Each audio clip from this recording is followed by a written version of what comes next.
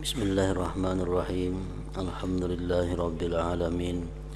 Wassalatu wassalamu ala asyrafil anbiya wal mursalin Sayyidina Maulana Muhammadin wa ala alihi wa ashabihi ajma'in. Qala al-musannif rahimahullah wa nafa'ana bi ulumih. Yang kesembilan, adab-adab mempersiapkan diri untuk sembahyang.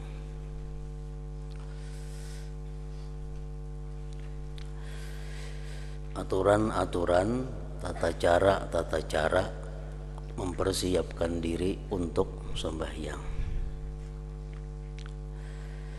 Sebaiknya hendaklah engkau bersiap-siap untuk sembahyang zuhur sebelum gelincir matahari. Artinya persiapan untuk sembahyang zuhur itu sudah disiapkan sebelum gelincir matahari, karena gelincir matahari itu sudah masuk waktu zuhur. Jam 12 lewat sedikit, jam 12 lewat 4 menit biasanya kita hitung ngarannya. Jam 12 lewat 4 itu adalah gelincir matahari. Nah, jadi persiapan untuk sembahyang zuhur itu dilakukan sebelum jam 12. Maka hendaklah engkau tidur qailulah. Maka hendaklah engkau tidur qailulah, artinya tidur atau berehat-rehat sekejap sebelum gelincir matahari. Jikalau ada bagimu adat sembahyang tahajud atau berjaga malam untuk membuat kebaikan.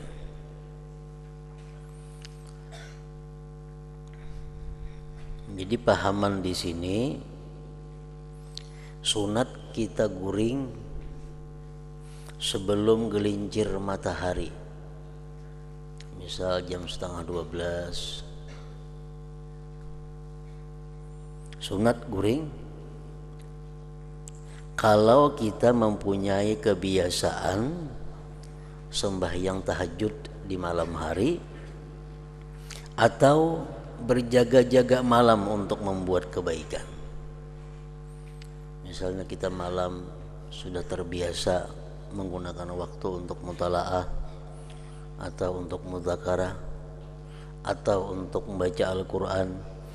Nah, disunatkan guring sebelum gelincir matahari,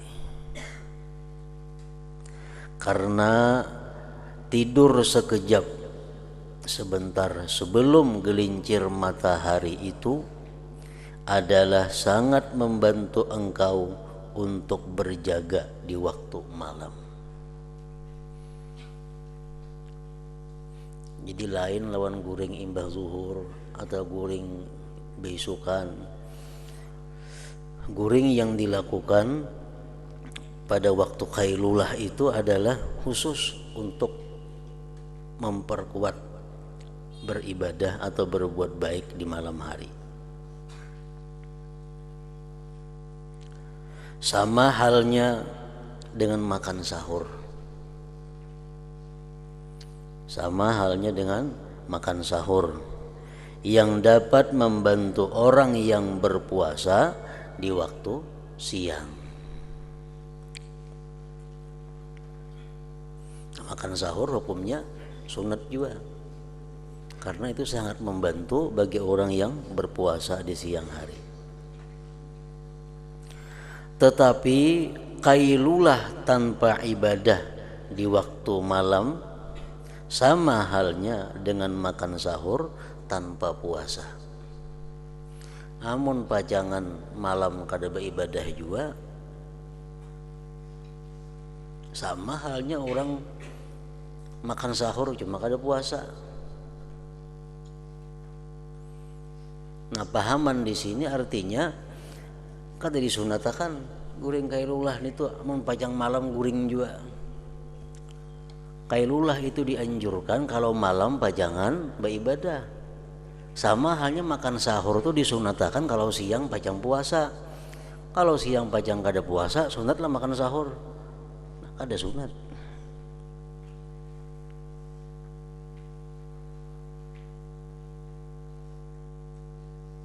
Tetapi kailulah guring sebelum gelincir matahari tanpa ibadah di waktu malam sama halnya dengan makan sahur tanpa puasa. Apabila engkau tidur kailulah, maka hendaklah engkau bangun sebelum gelincir matahari. Kalau kita guring kailulah juga, nah bangunnya sebelum gelincir matahari. Umpamanya guring jam 11, nah bangunnya sebelum pukul 12. Itu ngarannya kailulah. Mun guring tah 12 bangunnya jam 3 atau jam 2 tuh liwat kailulahnya.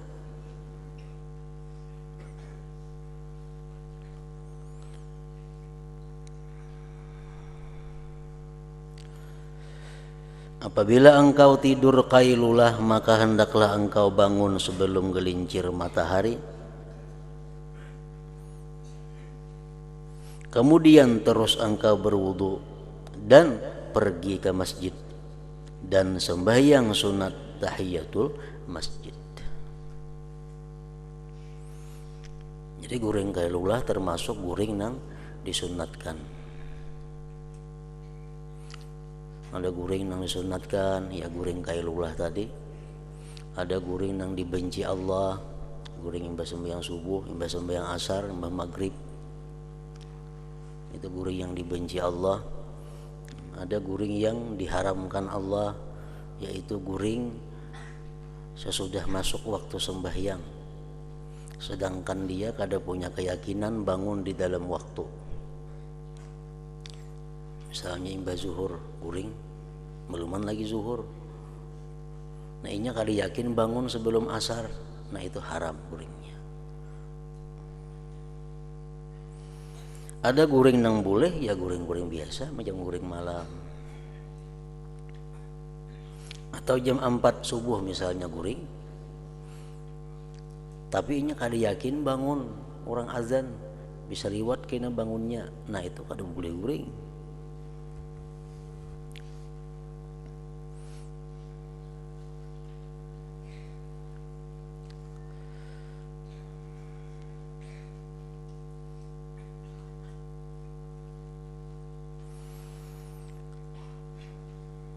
Kemudian terus engkau berwudu dan pergi ke masjid dan sembahyang sunat tahiyatul masjid, dan engkau menantikan azan zuhur. Dan apabila engkau mendengar panggilan azan, maka engkau menjawab perkataan muazzin seperti cara yang telah diterangkan. Kemudian hendaklah engkau sembahyang qabliyah zuhur 4 rakaat dengan 2 kali salam atau sekali salam saja.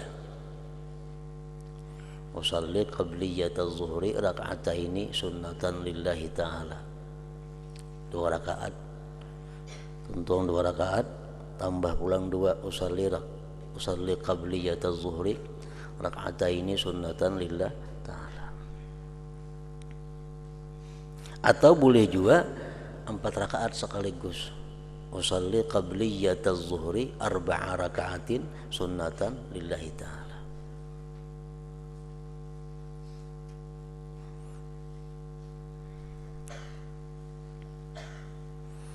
Dan perlu diingat bahwa apabila sembahyang sunat itu ada qabliyah dan ada ba'diyahnya, maka itu kita diwajibkan membuat qabliyah atau ba'diyah. Kada cukup dengan sunat zuhur. Misalnya kau sembahyang sunat zuhur 2 rakaat, nah itu kada cukup. Kenapa? Karena zuhur itu ada mempunyai qabliyah, ada mempunyai ba'diyah. Jadi harus jelas apa yang kita gawe, qabliyah atau ba'diyah. Jadi usalli qabliyat az-zuhur atau usalli sunnat az-zuhri qabliyatan boleh juga. Nah lain halnya sunat asar itu mesti kada dibuat qabliyah ba'diyah, kada jadi masalah karena ba'diyah asar tuh kada ada. Usalli sunatal asar misalnya cukup.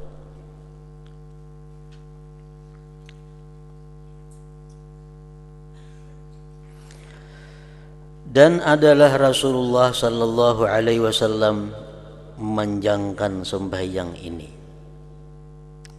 Qabliyah zuhur, qabliyah zuhur itu Rasulullah panjang. Artinya membaca Fatihah dan surahnya.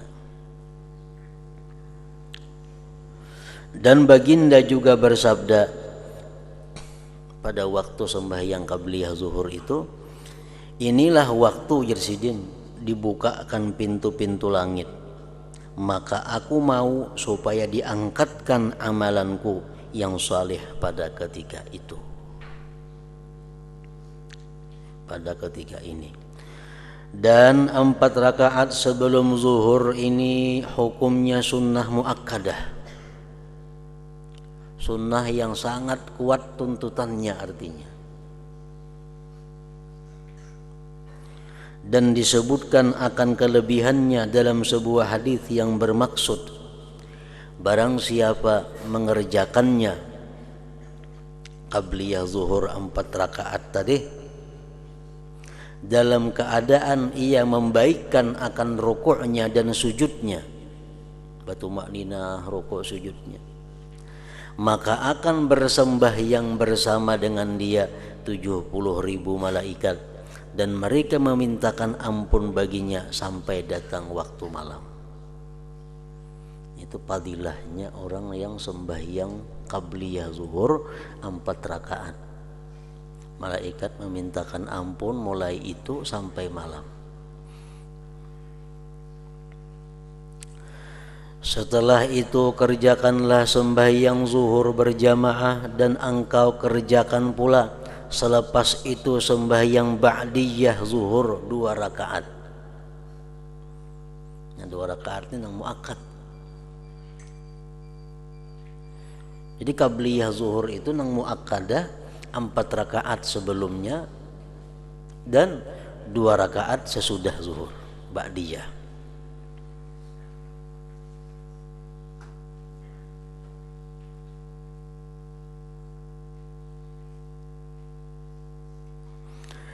Dan jangan engkau sibuk selepas itu tuntung sembahyang ba'diyah zuhur artinya 2 rakaat. Dan jangan engkau sibuk selepas itu sehingga masuk waktu asar, melainkan dengan belajar ilmu. Ini kegiatan-kegiatan yang dilakukan sesudah zuhur. Belajar ilmu, atau menolong orang lain, atau membaca Al-Quran, atau mencari cara hidup yang engkau gunakan untuk keperluan ibadatmu, atau beristirahat untuk menunjang ibadah yang berikutnya. Mungkin bagi orang yang sudah seisuk kanan sibuk sampai zuhur, nah habis zuhur pekerjaan yang bagus itu adalah belajar ilmu atau membaca Al-Quran atau mencari kehidupan untuk bekal ibadah, atau istirahat untuk bekal ibadah juga. Sebelum sembahyang asar hendaklah engkau kerjakan sunat qabliyah asar 4 rakaat dengan 2 kali salam atau sekali salam. 4 rakaat juga.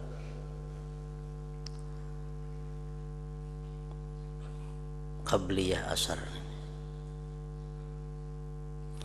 Dan sembahyang ini juga termasuk sembahyang sunnah muakkadah.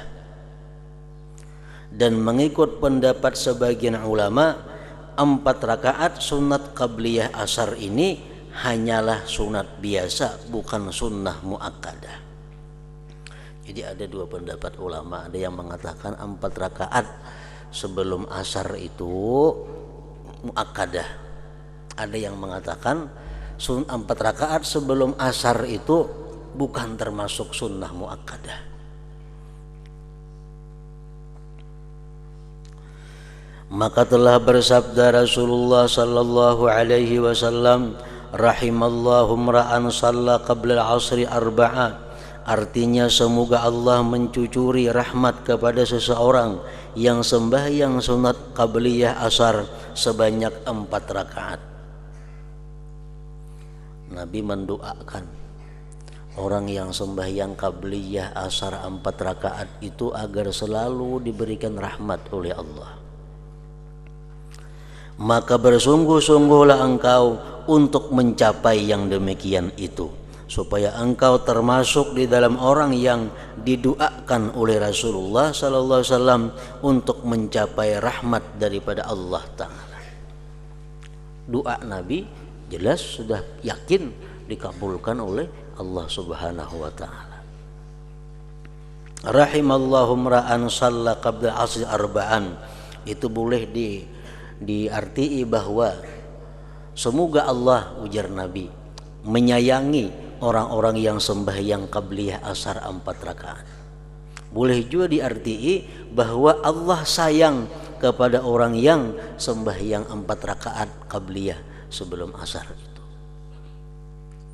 Allah sayang terhadap orang yang sembahyang qabliyah asar 4 rakaat. Nah, jadi pahamannya setiap orang yang disayangi oleh Allah pasti bisa melakukan sembahyang qabliyah asar itu 4 rakaat.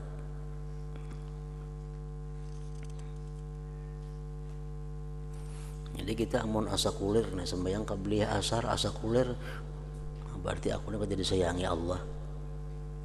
Kenapa? Karena Allah sayang lawan orang yang sembahyang qabliyah asar 4 rakaat.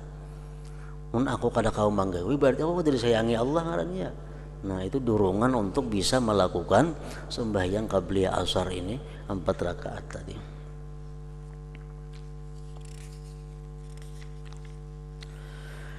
Dan jangan engkau masyghul selepas sembahyang asar kecuali dengan seumpama pekerjaan yang telah kami sebutkan sebelum ini.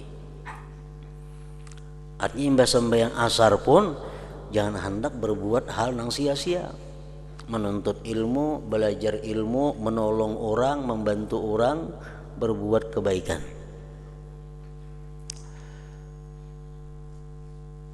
Dan sangat tidak patut bagi seseorang itu mensia-siakan masanya.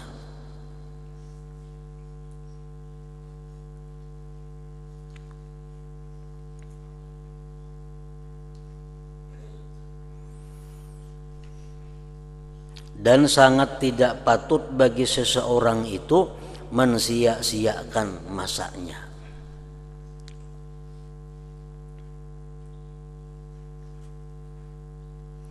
Dengan ia mengisi waktunya dengan apa saja pekerjaan yang kebetulan datang kepadanya, atau menyibukkan diri dengan cara apa saja yang ia sukai. Nah, itu sangat kada baik, artinya sangat tidak patut. Nah, jadi kehidupan kita sehari-hari ini dicontohkan oleh para ulama, perbandingannya itu adalah sama seperti sembahyang. Kita sembahyang itu ada takbir, sembahyang itu ada membaca Al-Quran, sembahyang itu ada bertasbih, sembahyang dalamnya ada berdoa, sembahyang itu dalamnya ada membaca salawat, sembahyang itu dalamnya ada istighfar, meminta ampun kepada Allah, sembahyang itu dalamnya ada istirahat, sembahyang itu dalamnya ada assalamualaikum warahmatullah. Nah, artinya apa? Bahwa macam itulah mestinya kita mengisi waktu dalam sehari-hari ini, macam sembahyang itu. Nah, jadi di luar sembahyang waktu itu kita gunakan untuk macam sembahyang. Kadang-kadang kita mengucap takbir, kadang-kadang kita mengucap la ilaha illallah, kadang-kadang kita beramalan istighfar, kadang-kadang kita membaca Al-Quran, kadang-kadang kita membaca salawat, kadang-kadang kita mengucap subhanallah, kadang-kadang kita istirahat. Tapi istirahat dalam sembahyang adalah lawas, bila lawas batal. Hendak berdiri rakaat ketiga, mana ada istirahat kalau tuh, untuk istirahat. Hendak berdiri ke rakaat pertama ada istirahat. Jadi istirahat 2 kali dalam sembahyang tuh, 4 rakaat. Nah jadi dalam kehidupan 24 jam ini cukup istirahat tuh 2 kali, malam sekali, siang sekali istirahat. Lain pada itu kebanyakan istirahat. Nah dalam sembahyang ada assalamualaikum warahmatullah, assalamualaikum warahmatullah. Arti assalamualaikum apa?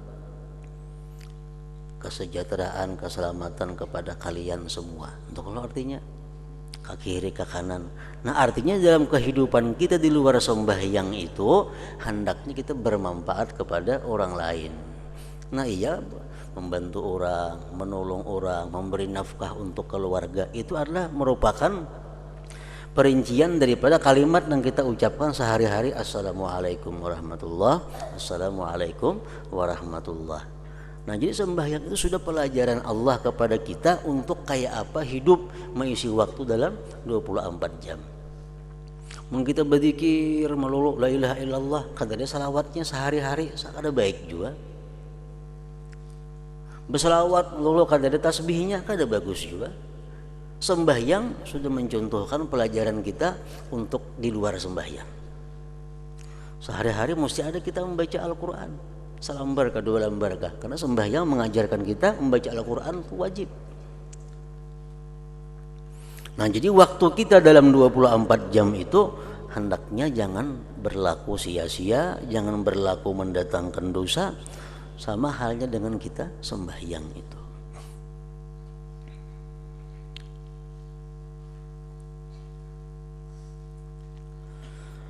Sepatutnya hendaklah engkau menghitung dirimu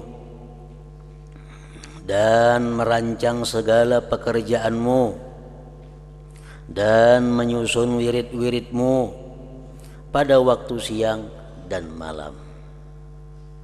Maka engkau tentukan bagi setiap waktu itu akan suatu pekerjaan yang tertentu yang tidak melebihi masa yang telah dihadkan, dibataskan. Dan jangan engkau mendahulukan sebarang pekerjaan yang lain daripada pekerjaan yang telah engkau tentukan. Mestinya macam itu. Dalam sehari-hari ini kita ada punya wazifatul yaum wal lailah, punya ada tugas siang dan malam. Ya macam sembahyang tadi persis. Takbir dulu kita, habis takbir baca ini, baca ini, baca ini, tuntung hanya boleh ruku. Tuntung ruku, waktu ruku ini bacaannya. Tuntung hanya i'tidal. I'tidal ini bacaannya hanya sujud.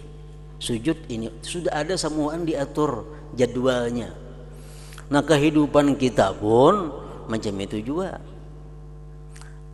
Aku jam sekian sampai jam sekian sembahyang subuh dan beribadah. Nah mulai jam sekian sampai jam sekian aku melaksanakan kebersihan, mandi, bertatapas, segala macam, makan dan sebagainya. Habis itu istirahat 1 mat. Habis itu lagi aku belajar, habis itu mutalaah jam sekian, diatur jadwalnya itu. Nah, sebagaimana Allah mengajarkan kita mengatur pembagian-pembagian di dalam sembahyang. Jangan hendak mendahulukan sesuatu daripada jadwal itu. Sujud sebelum i'tidal bolehlah, kada boleh. Kenapa? Karena i'tidal mesti berdahulu daripada sujud. Nah, amalan yang sudah kita aturkan itu jangan diubah-ubah. Misal baca salawat biasa jam 3, diubah ke batang hari, nah itu ada mau macam itu. Nah bila amalan itu sudah kita bagi sedemikian rupa waktunya, nah itu akan mendatangkan barakah yang banyak. antara lain kita ada punya barakah waktu, dan antara lain kita dikenal oleh para malaikat. Malaikat sudah hafal, oh jam ini bulannya baca salawat. Malaikat hafal jam sekian si bulan baca Al-Quran. Malaikat tahu jam sekian kita membaca zikir. Malaikat sudah tahu jam sekian kita mutalaah. Karena sudah ada waktu pembagian itu.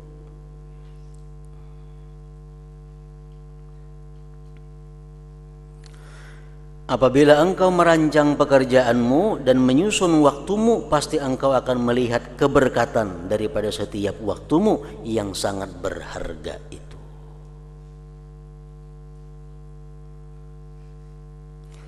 Tetapi jikalau engkau biarkan dirimu dengan tidak teratur dan kosong daripada sebarang pekerjaan yang berfaedah, seperti halnya binatang, dan engkau tidak tahu apakah yang mesti engkau buat pada setiap waktu, niscaya engkau akan menyesal.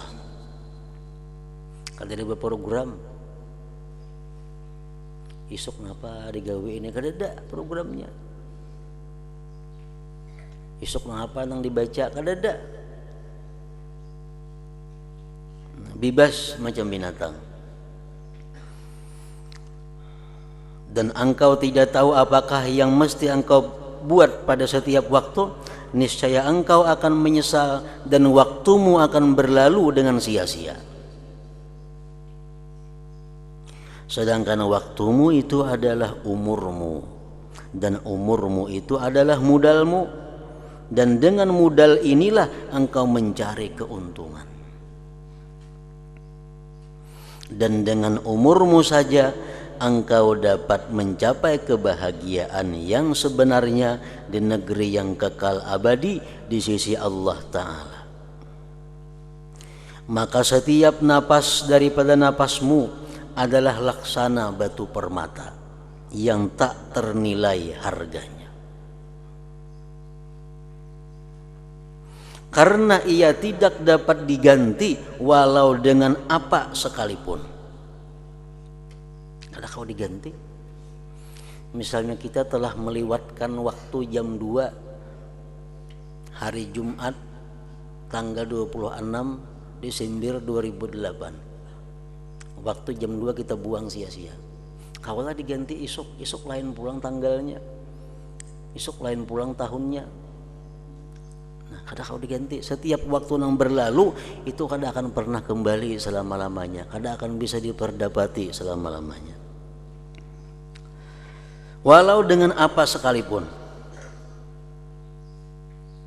Dan apabila ia telah luput, ia tidak akan kembali buat selama-lamanya.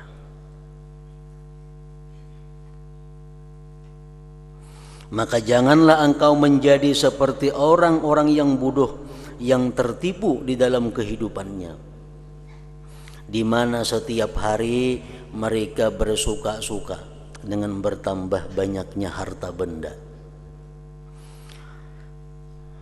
dengan bertambah banyaknya harta benda mereka, sedangkan umur mereka semakin berkurang.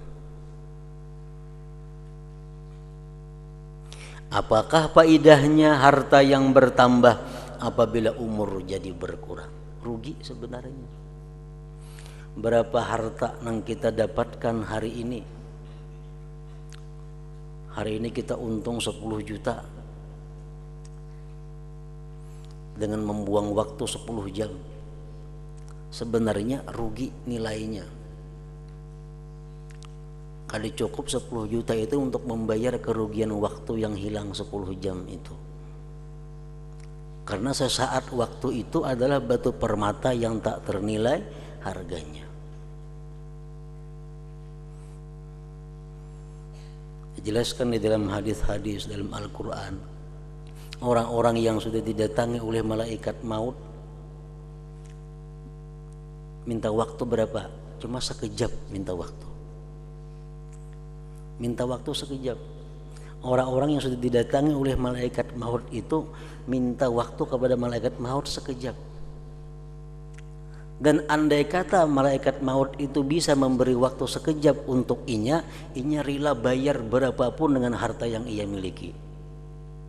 Kan rugi artinya. Kalau kita 10 jam bekerja sia-sia menghasilkan duit 10 juta masih rugi kalau dibanding dengan kerugian waktu umur yang diberikan Allah Subhanahu wa taala. Ya, malaikat maut ikam hakuna aku beri waktu sekejap cuma ikam bayar 200 juta ya tuh dibayarinya mau nanti duitnya. Pasti dibayarinya. Wahai malaikat maut minta waktu 5 menit lagi anak hidup 5 menit lagi. Supaya kau tobat, supaya kau berzikir. Yang malaikat maut kan bayar 2 miliar. Ayo aku beri waktu 5 menit. Kita bayar 2 miliar. Andai kata kita punya duit 2 miliar pada saat itu. Larangnya harga waktu 5 menit pada saat itu. Setiap hari mereka bersuka-suka dengan bertambah banyaknya harta benda mereka. Sedangkan umur mereka semakin berkurang. Apakah faedahnya harta yang bertambah apabila umur jadi berkurang? Oleh itu jangan engkau bergembira. Jangan bergembira kecuali dengan tambahan ilmu atau amal saleh. Ayo gembira. Hari ini dapat ilmu tambahan ini. Kita gembira. Itu patut gembira. Karena umur memang untuk itu. Kita hari ini mampu menyelesaikan tugas yang kita buat dengan amaliyah tertentu. Kita mulai pagi sampai maghrib membuat jadwal ibadah. Sampai waktunya selesai ibadah, kita bangga, kita gembira. Nah itu cocok gembira, karena kita gembira dengan ibadah. Waktu yang digunakan dengan ibadah itu berujung. Karena keduanya ilmu atau amal saleh adalah sahabatmu yang menjadi temanmu yang setia di dalam kubur.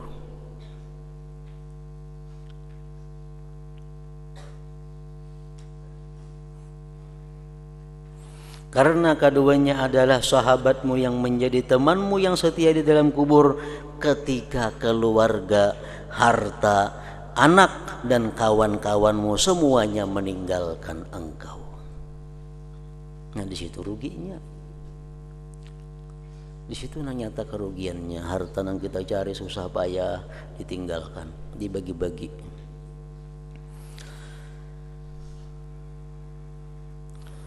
Apabila cahaya matahari sudah berubah menjadi kuning, sudah hampir waktu maghrib, maka bersegeralah engkau ke masjid sebelum tenggelamnya matahari dan penuhkan waktumu dengan bermacam-macam tasbih dan istighfar, karena kelebihan waktu ini sama dengan kelebihan masa selepas sembahyang subuh sehingga terbit matahari.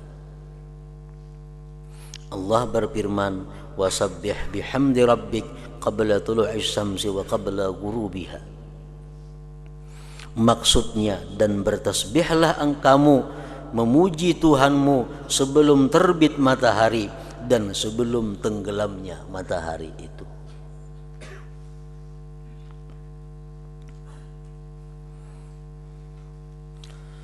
Dan baca olehmu sebelum tenggelamnya matahari itu akan.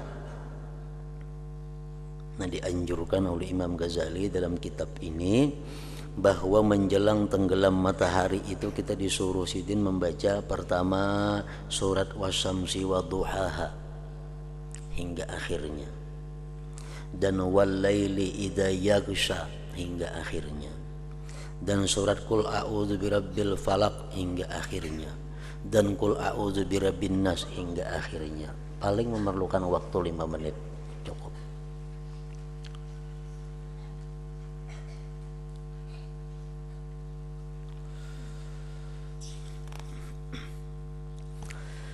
Dan biarlah matahari tenggelam sedangkan engkau senantiasa sibuk di dalam zikir dan istighfar. Apabila engkau mendengar azan maghrib, maka jawablah seperti jawaban yang telah disebutkan, dan selepas habis menjawab azan hendaklah engkau membaca doa, Allahumma inni as'aluka inda iqbali laylika wa idbari naharika wa huduri salatika wa aswati duhatika an tu'tiya Muhammadan al-wasilata wal fadilata wa syarafa wa darajata rafi'ah wa ba'athu al-maqam al-mahmud alladhi wa'adta innaka la tukhliful mi'ad. Ini doa sesudah azan maghrib. Artinya, ya Allah, aku memohon kepadamu ketika datangnya malam dan hilangnya siang, dan ketika hadirnya waktu sembahyang, dan ketika kedengaran suara pemanggilmu, bahwa engkau berikan kepada penghulu kami Nabi Muhammad sallallahu alaihi wasallam akan wasilah, jalan kebaikan, kelebihan, kemuliaan dan derajat yang tinggi. Dan berikanlah kepada baginda tempat yang terpuji yang telah engkau janjikan kepadanya. Sesungguhnya engkau tidak akan menyalahi janji. Setelah itu kerjakanlah sembahyang fardu maghrib. Dan selepas sembahyang maghrib kerjakanlah 2 rakaat ba'diyah maghrib. Sebelum engkau bercakap-cakap, sebelum engkau berpandir masalah duniawi artinya. Nah, jadi di sini Imam Ghazali kadang membuat qabliyah maghrib. Kata dimasukkan sini qabliyah maghrib. Karena itu kada muakkad. Nabi kita mengatakan terserah bagi yang hendak melaksanakan. Jadi kalau ada anjuran yang kuat daripada Rasulullah untuk sembahyang qabliyah maghrib ini. Jar Nabi, liman sya'a, bagi nang hendak silahkan melaksanakan qabliyah maghrib. Cuma jangan diganti lawan astagfirullahalazim itu. Jangan sembahyang 2 rakaat. Imbah bang maghrib tuh biasa di kampung-kampung tuntung azan, astagfirullah, istighfar kan apa nih bacaan itu. Nah, itu kata dianjurkan lagi ini itu sembahyang aja. Amun panjang bacaan juga baik sembahyang sunat 2 rakaat. Nyata-nyata ada hadisnya. Jadi mun yang hendak sembahyang tuntung azan maghrib doa qamat. Nah, sembahyang maghrib. Tuntung sembahyang maghrib hanya menggawi ba'diyah maghrib 2 rakaat sebelum engkau bercakap-cakap. Ayo bercakap-cakap lawan wirid kada apa-apa. Dan jika engkau tambahkan selepas 2 rakaat itu 4 rakaat yang lain, maka itu satu perbuatan yang sunat awabin. Jadi ba'diyah maghrib 2 rakaat, tontong ba'diyah maghrib 2 rakaat, tambah lagi usalli sunnatal awabin rak'ataini lillahi ta'ala, qul ya lawan qul Allahu ahad aja surahnya. Tontong tambah lagi 2 rakaat usalli sunnatal awabin rak'atain lillahi ta'ala.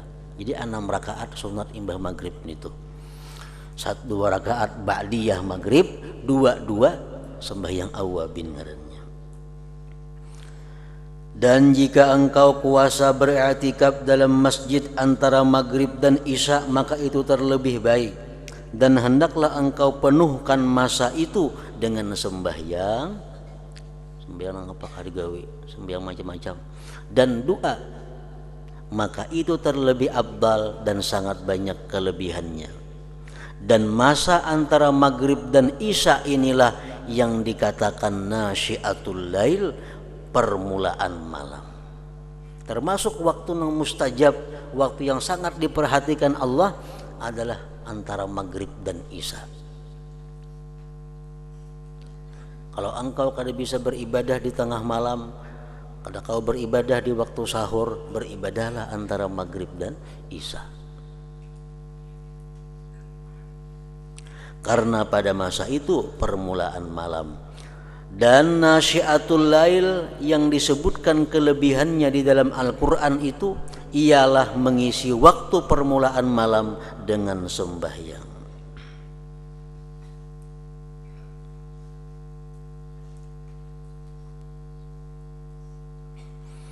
Dan telah ditanya Rasulullah sallallahu alaihi wasallam daripada maksud firman Allah, tatajafa junubuhum 'anil madaji' yad'una rabbahum khaufan wa tama'a. Maksudnya jadi renggang lambung mereka daripada tempat tidur. Mereka bangkit berdoa akan Tuhan mereka karena takut akan siksa dan tamak akan pahala. Lalu Nabi SAW menjawab, itulah sembahyang di antara maghrib dan isya. Dipuji oleh Tuhan dengan kalimat tatajafa junubuhum 'anil madaji' yad'una rabbahum khaufan wa tama'a tadi.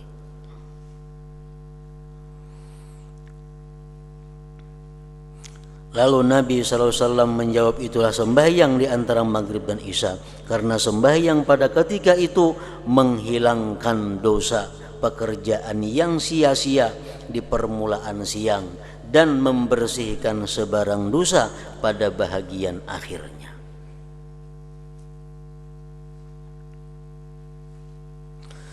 Apabila masuk waktu isya dan sesudah selesai azan dan doanya, maka kerjakanlah sunat qabliyah isya.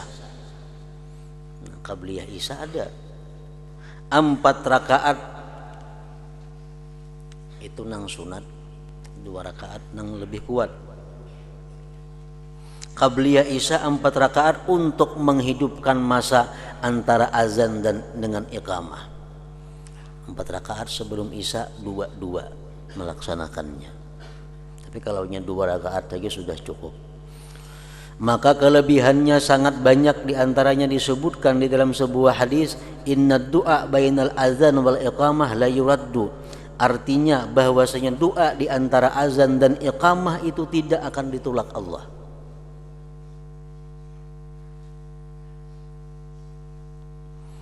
Kemudian hendaklah engkau mengerjakan sembahyang fardu isya dan sembahyang ba'diyah isya 2 rakaat. Baca olehmu pada rakaat pertama akan surah Alif Lam Sajdah atau Yasin, panjang mana bacaannya.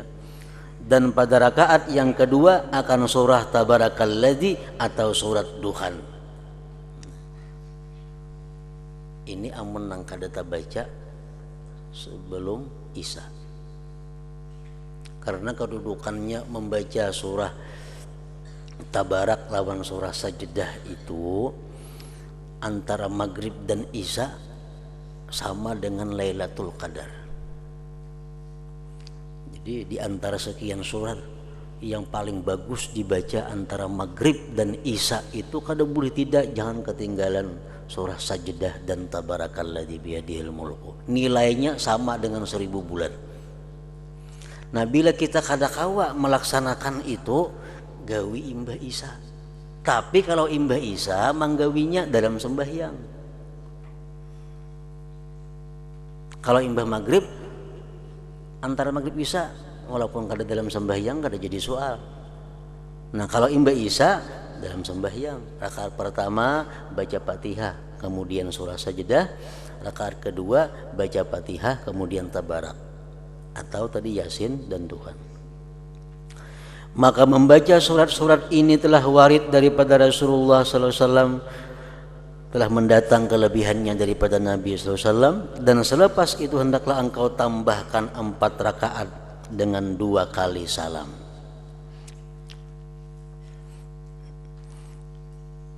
Imbah isya, jadi 2 rakaat tadi ba'diyahnya, yang 4-nya ini sunat mutlaknya. Maka telah diriwayatkan daripada Rasulullah SAW akan kelebihannya yang sangat besar. Jadi berarti imbah maghrib 6, imbah isya 6 juga. Sebelum isya tadi biasanya 4, yang sekurang-kurangnya 2. Cuma kalau imbah maghrib itu ba'diyah maghrib 2 rakaat, awabin 2. Nah, kalau imbah isya ini sunat ba'diyah isya 2 rakaat, hanya mutlaknya 2. Selepas itu hendaklah engkau kerjakan sembahyang sunat witir 3 rakaat dengan 2 kali salam. Dan adalah Rasulullah SAW membaca pada rakaat yang pertama akan surah Sabbihisma Rabbikal A'la, dan pada rakaat yang kedua akan surah Qul Ya Ayyuhal Kafirun. Dan pada rakaat yang ketiga akan surah Qul huwallahu ahad dan surah Qul a'udzu birabbil falaq dan surah Qul a'udzu birabbin nas. Jadi di sini witir sebelum guring sidin mandak waktunya. Kayaknya bangun guring tengah malam atau parak subuh sembahyang sunat-sunat yang lain aja, kada usah lagi sembahyang witir itu karena sudah dilaksanakan. Dan jika engkau berazam untuk bangkit sembahyang malam, sembahyang tahajud, maka akhirkan sembahyang witir ini. Namun sudah ada ketetapan bangun tengah malam, dudiakan witir karena sembahyang witir itu lebih baik dibuat di akhir malam. Kemudian selepas itu hendaklah engkau mengisi masa dengan banyak bermuzakarah ilmu atau memutalaah kitab, dan janganlah engkau suka membuat masa dengan bermain-main. Bahkan berusahalah supaya engkau dapat menjadikan amalan kebaikan yang menyudahi segala pekerjaanmu pada hari itu, karena segala amalan itu dinilai mengikut yang akhir sekali. Jadi waktu hendak guring, jangan sekali-kali kita berbuat sesuatu yang dimurkai, yang dibenci oleh Allah Subhanahu wa taala, karena guring itu adalah merupakan akhir daripada kehidupan kita hari itu. Kalau hendak dapat husnul khatimah mati, biasakan hendak guring berbuat baik, membaca zikir dan macam-macam. Nah, karena guring itu adalah isyarat dari Allah tentang akhir kehidupan kita pada hari itu. Jadi hendak guring tobat, hendak guring istighfar, hendak guring minta ampun lawan Tuhan. Guring. Nah, bila kita membiasakan yang macam itu tiap malam, insya Allah kayaknya akhir hidup kita pun jadi macam itu juga. Nah, kemudian yang ke-10 adab-adab tidur. Hadratin Nabi sallallahu alaihi wasallam al-Fatihah.